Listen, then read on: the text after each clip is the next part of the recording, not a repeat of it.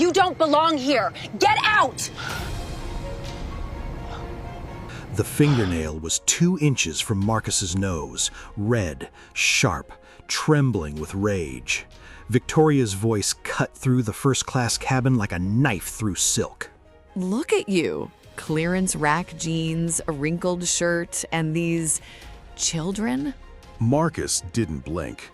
Around them, passengers froze mid-sip of champagne. A businessman lowered his Wall Street Journal. An older woman clutched her pearls. Victoria's blonde hair swung as she gestured wildly at the twins buckled quietly in their seats.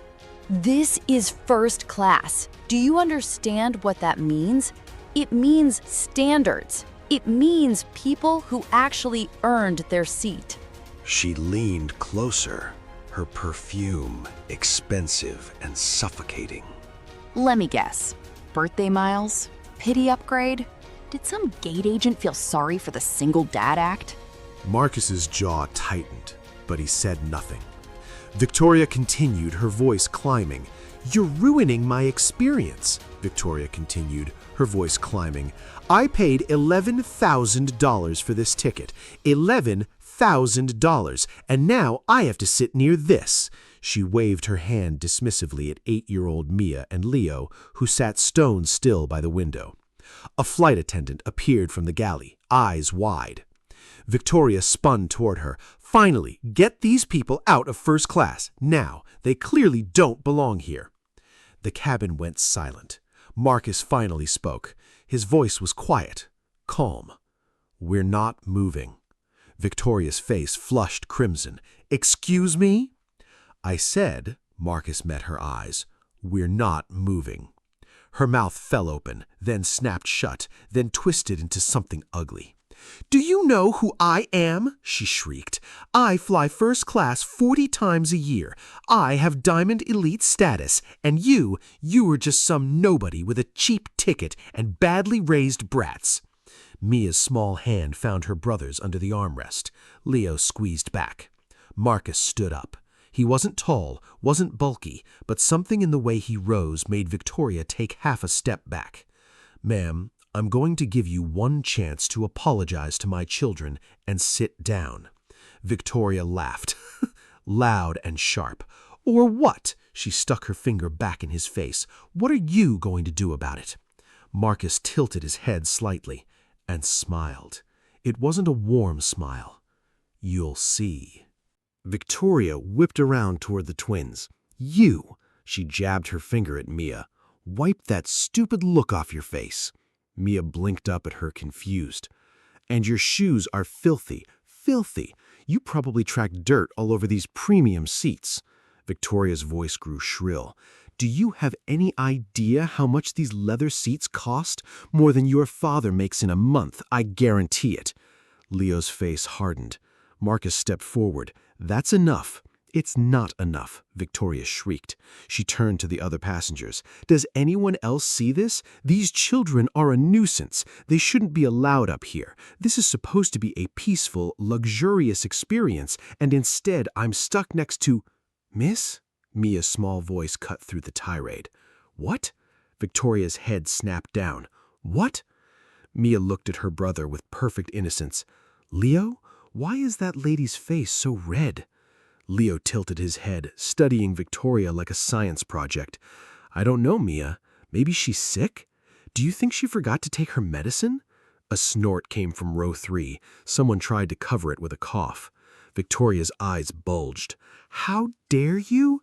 "Her breath smells funny too," Leo continued, wrinkling his nose, "like old coffee and—" "What's that smell, Mia?" "Bad manners?" Mia offered sweetly. The cabin erupted. Muffled laughter rippled through first class. The businessman behind them didn't even try to hide his grin. The older woman pressed her napkin to her mouth, shoulders shaking. Victoria's face went from red to purple. "You little brats," she sputtered. "How dare you speak to me like that? I am a respected passenger. Your father clearly raised you in a barn." "Our dad's the best dad in the world," Mia said quietly. "He makes us pancakes every Sunday," Leo added, "and he reads to us every night, even when he's tired. He never yells, not like you." They said it without malice, just facts, simple, honest facts delivered in the calm voices of children who knew they were loved. It made Victoria even angrier. "Well, your perfect father is a liar and a fraud." She turned to Marcus, spit flying. "You probably stole these tickets. There's no way someone like you can afford first class. Look at you. You look like you shop at Goodwill." Marcus's expression didn't change, but his hands curled into fists at his sides. The flight attendant stepped between them, hands raised. "Ma'am, please, let's all just calm down." "I will not calm down," Victoria's voice hit a pitch that made people wince. "Not until these imposters are thrown off this plane where they belong." She grabbed her phone. "I'm calling my lawyer and the airline president, and when I'm done, you'll be banned from ever flying again." Marcus's phone buzzed in his pocket. He glanced at it, then back at Victoria. "Go ahead. Make the call." A senior flight attendant appeared from the front galley, gray hair pulled tight in a bun, name tag reading Sandra, 28 years of service. She had the walk of someone who'd seen everything. "What's going on here?" Her voice carried authority. Victoria's entire demeanor shifted in an instant. The rage vanished, her shoulders slumped, her lip trembled. "Oh, thank God," Victoria whispered, her voice suddenly small and fragile. She pressed a shaking hand to her chest. "Thank God, someone's finally here to help me." Sandra's eyes narrowed slightly. "Ma'am, help you with what, ma'am?" Victoria's eyes glistened, actual tears forming, Oscar-worthy. "That man," she pointed at Marcus with a trembling finger. "He bumped into me, hard, when he was putting his bag up. I think he did it on purpose." "That's not," Marcus started. "And his children," Victoria cut him off, voice breaking. "They called me names, horrible names, made fun of how I look, how I smell. I tried to politely ask them to stop, and their father became aggressive." The businessman in row 3 leaned forward. "Now wait a minute, that's not—" Victoria turned to him, eyes wide and frightened. "Please don't. He already threatened me once. I don't want anyone else getting hurt trying to defend me." Sandra looked at Marcus. Marcus stared back, silent. "I feel unsafe," she whimpered. She clutched her designer purse like a shield. "I have anxiety and a heart condition. My doctor told me to avoid stress, and I specifically paid for first class to have a peaceful flight. And now I'm being harassed, and I can't." She covered her face with her hands. Her shoulders shook. Crying. Actually crying. Or at least, it looked like crying. Sandra's expression softened slightly. "Ma'am, I understand this is upsetting. I'm a Diamond Elite member. I've been loyal to this airline for 7 years. I've never caused problems. Never. And now I'm being victimized, and no one's doing anything about it." She lowered her hands, mascara perfectly streaked, just enough to look genuine. "Please," she whispered, "I'm begging you. I don't feel safe sitting near them. Can't they just move to the back, where they'd probably be more comfortable anyway?" She said it so sweetly, so reasonably, like she was doing them a favor. Sandra turned to Marcus, her face apologetic but firm. "Sir, would you and your children be willing to—" "No." The word hung in the air. Victoria's tears stopped, just for a second. Her eyes flashed with something cold and victorious before the vulnerable mask slipped back on. "See?" she whispered to Sandra. "Aggressive, just like I said." Sandra shifted her weight, uncomfortable. "Sir, I'm not trying to cause trouble here. I'm just trying to keep the peace." She glanced at Victoria's tear-stained face, then back at Marcus. "If you could just move to the back, we can get this flight in the air and everyone can—" "We paid for these seats," Marcus said evenly. "We're staying in these seats." Victoria gasped. "Are you hearing this? He's refusing to cooperate. This is exactly what I was talking about." Sandra raised her hands. "Sir, please understand, we have a schedule to keep. We're already delayed 15 minutes because of this situation. If we could just—" "We paid for these seats." Each word quiet, deliberate. The businessman spoke up again. "He's right, you know. If he paid for first class, you can't just—" "No one asked you," Victoria snapped, then immediately softened her voice. "I'm sorry. I'm just so shaken up. I didn't mean to snap." Back to Sandra. Please, I'm not asking for much, just a safe, comfortable flight, that's all. Sandra sighed, rubbed her temple. Sir, look, I can see you have your children with you. Don't you think it would be better for them to not be in the middle of all this conflict? Wouldn't they be more comfortable in the back, away from the crazy lady? Leto said. Leo, Marcus warned gently, but several passengers laughed. Victoria's mask slipped again, just for a heartbeat, pure venom in her eyes. Then tears. Even the children are attacking me now. This is unbelievable. Sandra made a decision. Marcus could see it in her face. Sir, I'm going to have to insist, for the comfort and safety of all our passengers. Call your supervisor, Marcus said calmly. Sandra blinked. I am the senior attendant on this flight. Then call the captain. Victoria smiled. Yes, please call the captain. I'd love to speak with him about how his crew is allowing passengers to be terrorized. Sandra's jaw tightened. Sir, if you refuse to comply with crew instructions, that's a federal offense. I really don't want to. Marcus pulled out his phone. What are you doing? Sandra asked. He didn't answer, just typed something quickly, hit send. Sir, you need to put that away. We're about to... I'm not moving, Marcus said again. He slipped his phone back in his pocket. And if you try to force us, you're going to regret it. Victoria clutched her pearls. Did you hear that? He just threatened her. He threatened a flight attendant. That's a crime. Sandra's face flushed. Sir, threatening crew members is... I didn't threaten anyone. Marcus sat down, buckled his seatbelt. He looked up at Sandra. Now either start this flight or get someone in here who actually knows what they're doing. The cabin went dead silent.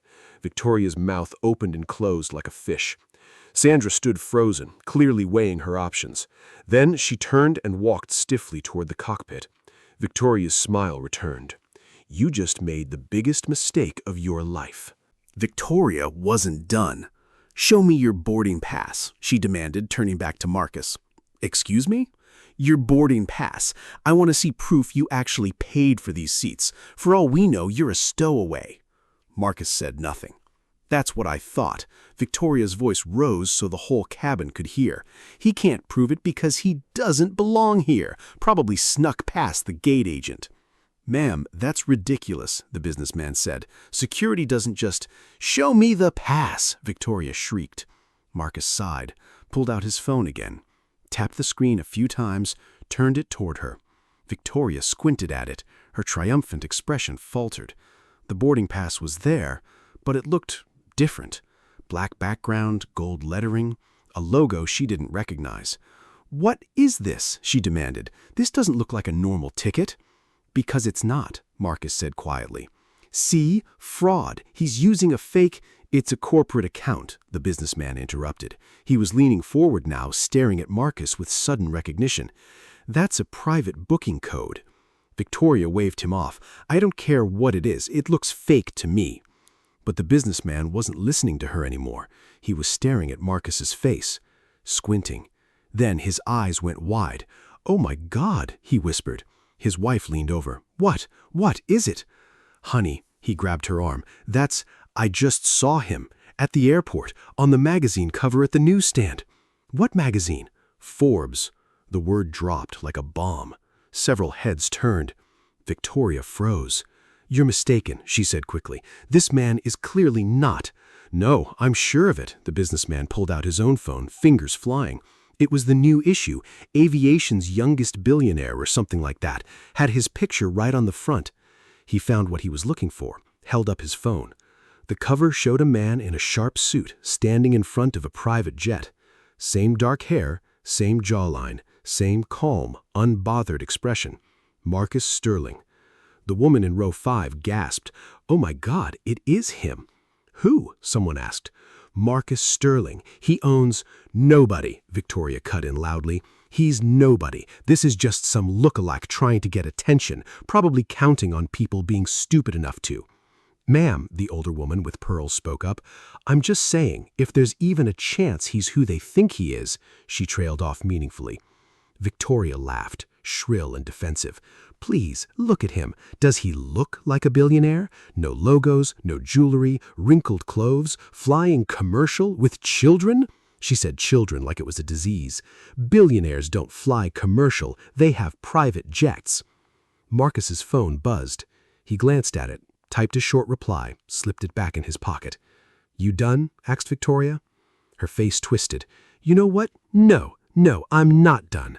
She turned toward the cockpit, raised her voice. "Captain, I demand to speak with the captain right now." Victoria marched toward the front of the cabin. "Captain!" she screamed at the closed cockpit door. "Get out here right now!"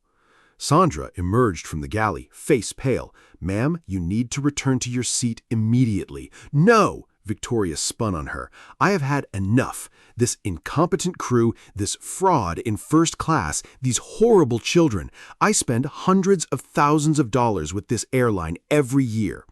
She jabbed her finger toward the cockpit door. "Get the captain now." "Ma'am, the captain is preparing for takeoff. I don't care what he's doing." Victoria's voice hit a pitch that made people wince. "Either he comes out here or I'm calling the CEO of this airline personally. Do you understand me? Personally." The businessman muttered to his wife, "Oh, this is about to get good." Victoria whirled back towards Marcus. Her face was purple now, veins visible in her neck. She stomped back down the aisle, stopped directly in front of him, pointed her finger 1 inch from his nose. "You," she hissed, "are a nobody, a lying, fraudulent nobody who somehow conned his way into first class. And when the captain gets out here, you're going to be thrown off this plane in handcuffs." Marcus looked at her finger, then at her face. "You sure you want to do this?" he asked quietly. "Do what? Tell the truth? Expose a liar?" She turned to address the cabin. "This man is an imposter. Probably found that Forbes cover online and is banking on people being too polite to call him out." She turned back to Marcus, leaned in close.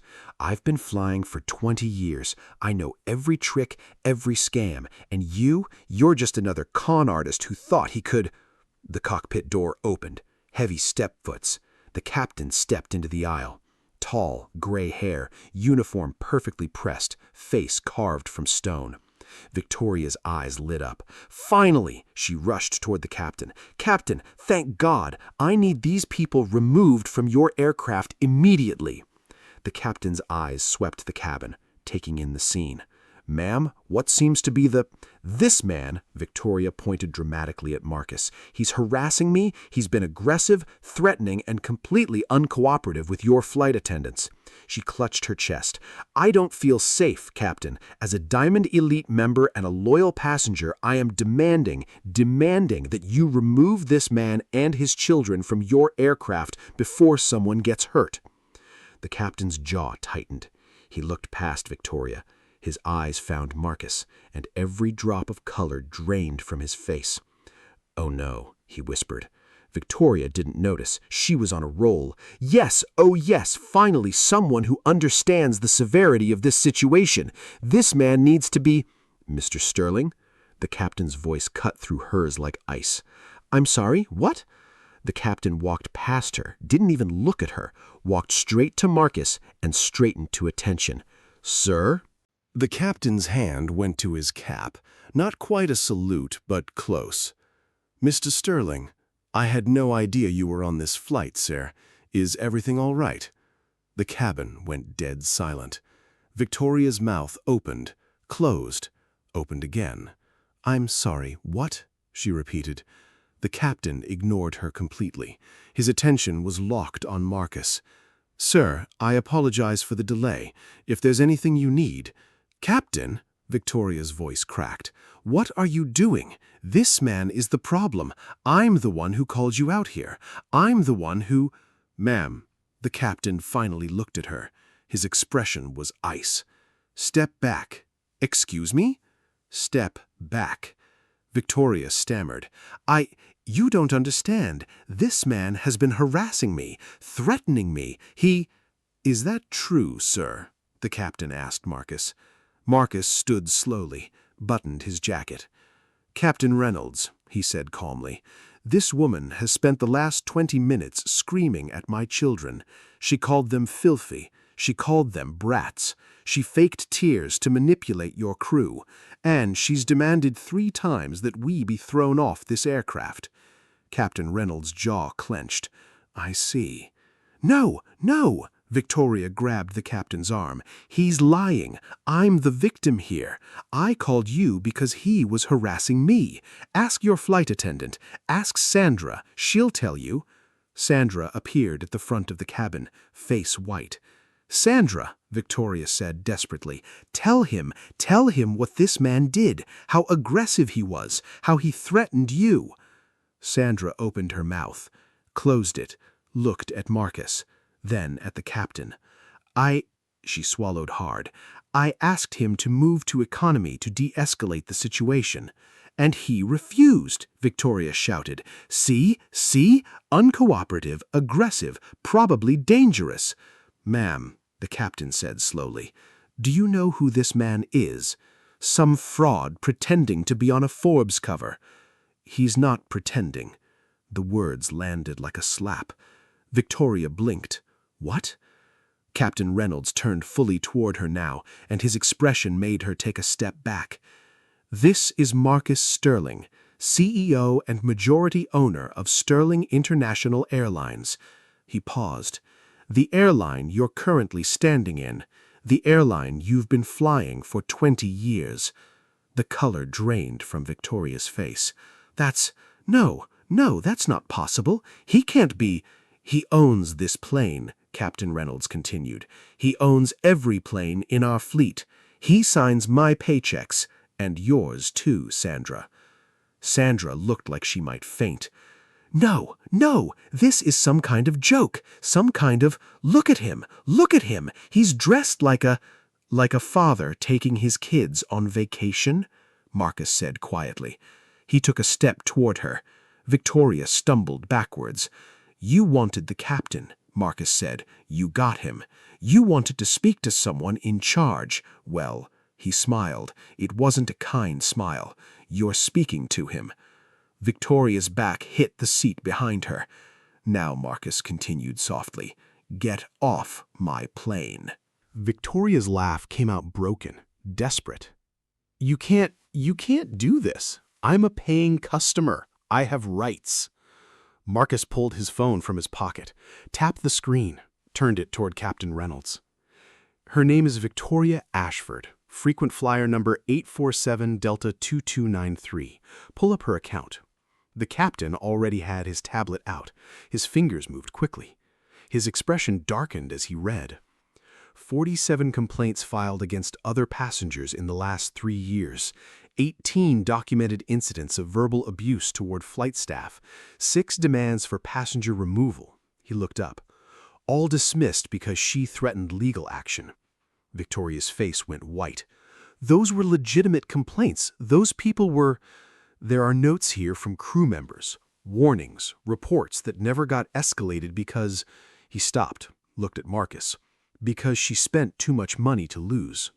Not anymore, Marcus said. He turned to Victoria. You were right about one thing. You do spend hundreds of thousands of dollars with this airline every year.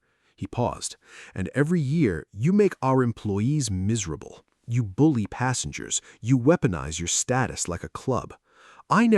You called my 8-year-old daughter filthy. The cabin was silent. You pointed your finger in my face and told me I didn't belong here because of how I was dressed. Marcus's voice never rose, but it cut like steel. You faked tears to manipulate my crew, and when that didn't work, you tried to have me arrested. Victoria's mouth opened. Nothing came out. Captain Reynolds, remove her from this aircraft and flag her account. Victoria Ashford is permanently banned from flying Sterling International Airlines. No! Victoria lunged forward. No, you can't! I'm sorry, okay? I'm sorry. I was having a bad day. I didn't mean... You meant every word, Marcus said quietly. Please! Tears now. Real ones. I fly for work. I need this airline. You're on every major route. If you ban me, I... Should have thought about that before you made my daughter cry. Victoria's eyes darted to Mia, who was watching silently from her seat, holding her brother's hand. She's not even crying, Victoria protested. No, said Marcus, because she's used to people like you, and that breaks my heart. He nodded to Captain Reynolds. Get her off my plane. The captain keyed his radio. Ground security to gate 12A, passenger removal. No, please! Victoria grabbed Marcus's arm. I'll apologize. I'll apologize to everyone. Your kids, the crew, everyone. Just please don't. Marcus removed her hand gently but firmly. Apologies mean nothing when you only say them to avoid consequences. 2 security officers boarded through the front door. Ma'am, you need to come with us. This is discrimination! Victoria shrieked as they took her arms. I'll sue. I'll call the news. Everyone will know how you treat loyal customers. Go ahead, said Marcus. I'm sure they'd love to hear the full story. Victoria was dragged backward down the aisle, screaming the whole way. As she passed row 3, Leo waved. Bye-bye, mean lady. Mia giggled. The cabin erupted in applause.